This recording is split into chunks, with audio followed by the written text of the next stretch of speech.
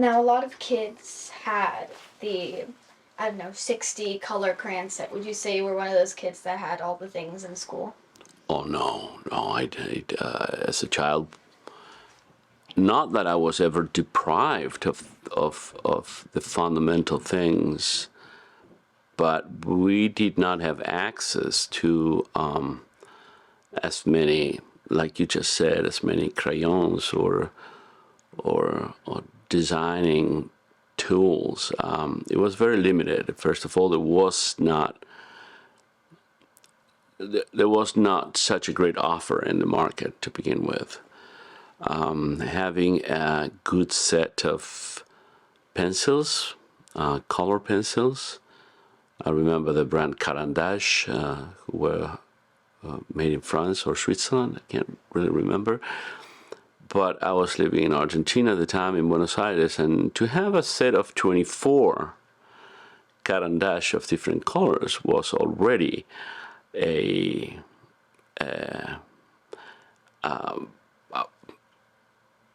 something to be very proud of.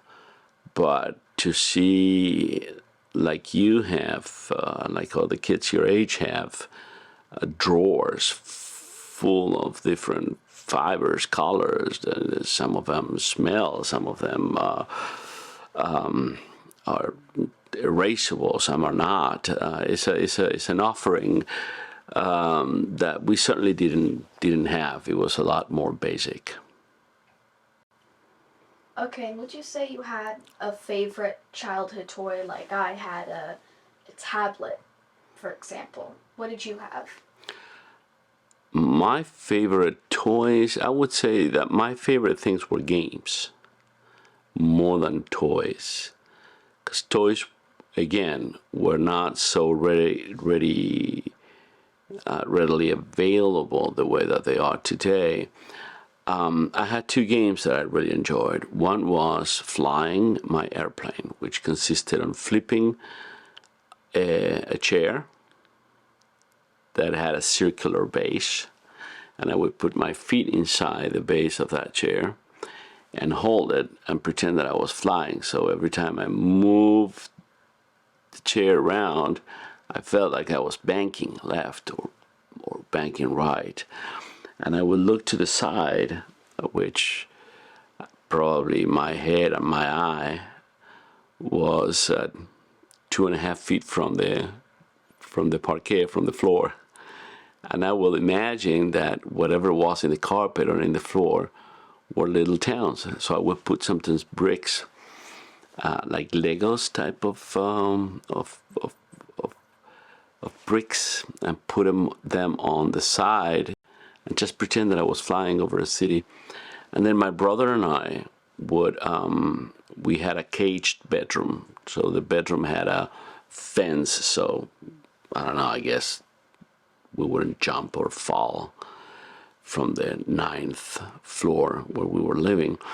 But it had kind of like a grill like that.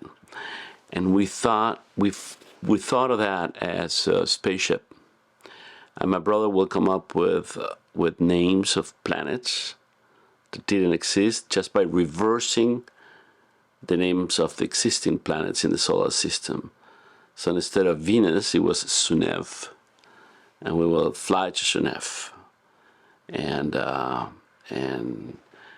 then get off. We had our two little desks, one next to the other one, which was our bridge or commanding bridge. And when we landed in Sunev, we will start walking around the bedroom pretending we were in another planet. And we spent hours and hours and hours doing that.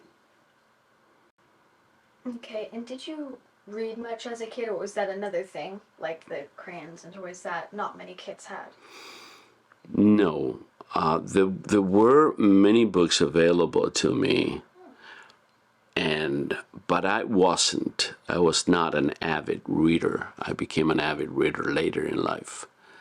As a child, I think they did not diagnose these things back then, but I must have had some kind of ADD or because I kept getting distracted, and the letters in the book will move and fly around, and also my imagination will go wild. So if I read on the first paragraph of a short story, if I read something like once upon a time in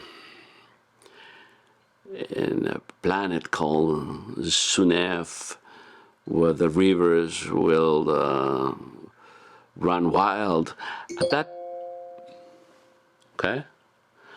that point in time, my mind will start wandering around the rivers, and why do the rivers run wild, and where did the water came from, and where did it gotta go? But I would keep on reading as a mechanic process. So suddenly I will find myself in page 17 on a book to which I have not been paying attention since page 1. And that was very, very, very difficult for me to do. When I got older, I started catching up with the mechanics of reading, and hence here I am. I'm an avid reader today. And one of the questions that I've been wondering, maybe you've told me, is what inspired you to become a filmmaker?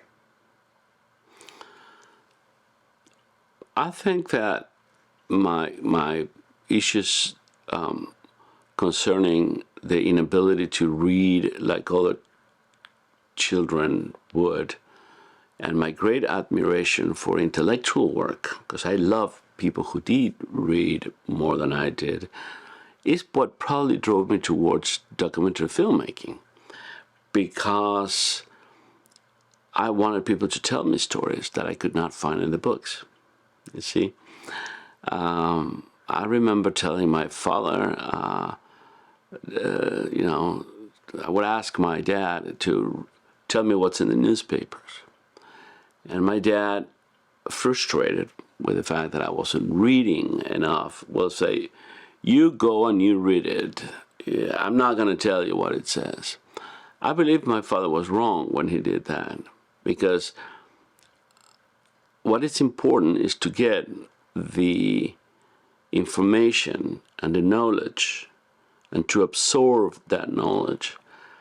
And whether you get it from reading the newspapers or from someone reading the newspapers to you, it makes no difference.